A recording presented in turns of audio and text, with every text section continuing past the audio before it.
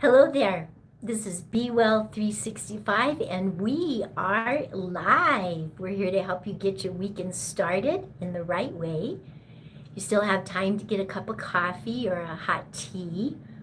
We're just waiting for 10 o'clock exactly. So if you'd like to say hi, go ahead. Tell us where you're from. What's the temperature like? I know there is a lot of hot weather out there. It's pretty hot down here in El Paso, Texas as well. So it looks like it's 10 o'clock. Let's get started. Hello again and welcome to the Wellness Wave. I'm Kristen Finley, registered licensed dietitian and the owner of BeWell365, coming to you live from El Paso, Texas, here today to increase your knowledge of health and wellness. Today is Wave Episode 7A, our June Q&A and food medicine discussion on oranges, which is number 5 of 14 superfoods we'll continue discussing over the next year.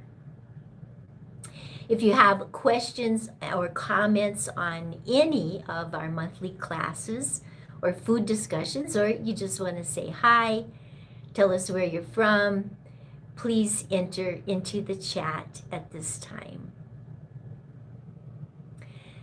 Okay, well, I think everybody's still asleep. I don't see any comments or questions. So let's just go ahead and move on to the food medicine portion of the episode. Let food be thy medicine and medicine be thy food. And today we talk about oranges. The sidekicks for oranges are lemons, white and pink grapefruit, kumquats, tangerines, and limes. Remember that sidekicks just mean that these foods are alternatives to oranges and have a similar nutritional makeup. Oranges have become one of the most popular fruits across the world, and it's believed that they originated in Southeast Asia, specifically around southern China and northeastern India, at the foot of the Himalayas, the mountain range there between the two countries, and I assume on both sides of the mountain range. Evidence suggests their presence has been there for millions of years. The earliest mention of the sweet orange was found in Chinese literature in 314 BC. The research shows that the type of sweet orange most consumed today is a hybrid of ancient pomelos and the mandarin. Christopher Columbus brought orange seeds to the Caribbean islands in the late 15th century, and Spanish explorers then brought oranges to Florida in the 16th century, and then 200 years later in the 18th century, the Spanish missionaries brought them to California.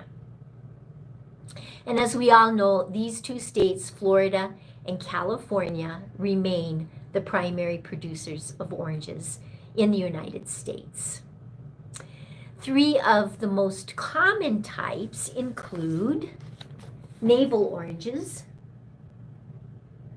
known for their sweetness and seedlessness; Valencia oranges, often used for juicing due to their high juice content; and the blood oranges, which have that distinctive reddish flesh and a slightly tart flavor. Oranges contain vitamin C, fiber, folate, limonene, potassium, polyphenols, and pectin. There are many health benefits of oranges, so we're going to start with vitamin C, which does all of the following: protects our cells from damage, helps our body make collagen, which is a protein that helps heal wounds and gives us a smoother skin. Vitamin C makes it easier to absorb iron to fight anemia. It boosts our immune system, which is the body's defense against germs, slows the advance of age-related macular degeneration, which is also known as AMD, a leading cause of vision loss as we age, and it helps fight cancer-causing free radicals. Vitamin C can also lower our levels of the stress hormone cortisol and our blood pressure. In the mid-1700s, the British naval surgeon, Dr. James Lind, discovered that the vitamin C in limes and lemons and oranges saved the lives of sailors from scurvy, which was a deadly killer in the 15th and 16th centuries. So let's review some additional benefits of oranges. Some foods that we eat tell our immune system that it's under attack. And this causes inflammation. When inflammation turns into a long-term problem, it can trigger diabetes, heart disease, arthritis, and cancer, as well as Alzheimer's disease. Oranges have the opposite effect. They are anti-inflammatory. The 3 grams of fiber in a medium-sized orange can help keep our bowels healthy, our cholesterol and risk of heart disease low, and decrease our risk of ulcers. Fiber also slows the way our body absorbs sugar, which is a big bonus in the case of diabetes or with weight issues. Oranges are a great way to get a nice dose of natural folate. Our body uses folate to divide cells and make DNA. Because it helps prevent birth defects, folate is an especially important B vitamin for pregnant women and the infant as well. The 12 grams of sugar in the orange are all natural, and so of course that's different from the kind of sugar that's found in the candy bar, plus all the fiber, vitamins, and antioxidants that come with an orange make it a much better choice for our body. The potassium in oranges can lower our blood pressure. There's about 240 milligrams in a medium-sized orange, and men should shoot for about 3,400 milligrams of potassium per day, and women about 2,600. The citric acid and citrates that are found in oranges help prevent kidney stones from forming. Lastly, we must mention limonene, which is the phytonutrient available in the oil of the peel of citrus fruits in significant amounts and smaller amounts in the pulp. Limonene stimulates our antioxidant detoxification enzyme system, which helps to stop cancer before it can even begin. There are some health risks of oranges. Oranges are high in acid, and they can make symptoms of GERD worse for some people, which is gastroesophageal reflux disease. If you're taking beta blockers like metoprolol, too many oranges could increase your potassium and lead to kidney damage. If your body stores more iron than it needs, that's a condition called hemochromatosis. High doses of vitamin C can add more iron and damage to your tissues.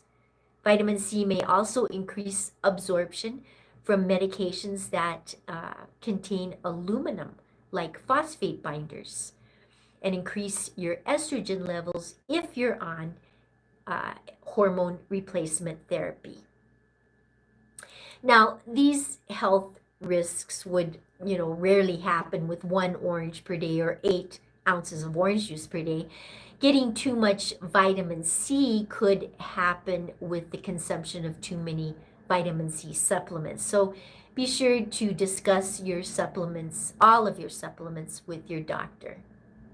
So speaking of orange juice, depending on the serving size, you will get some extra sugar and lose some fiber in the trade-off. So remember, a serving size of orange juice is 8 ounces. And if you have diabetes, you should keep it to 4 ounces or less per day, especially at one time. Too much fruit juice can lead to weight gain, and that can raise your risk of heart disease, especially in middle age. The recommended intake is 1 whole medium-sized orange per day. I'm going to show you that compared to a small orange. Or 8 ounces of 100% orange juice. I like the Simply Orange. It's 100% pure squeezed orange juice, not from concentrate. This is a 6-ounce serving and kind of helps keep me in control. I could probably drink about a quart of orange juice. I love it.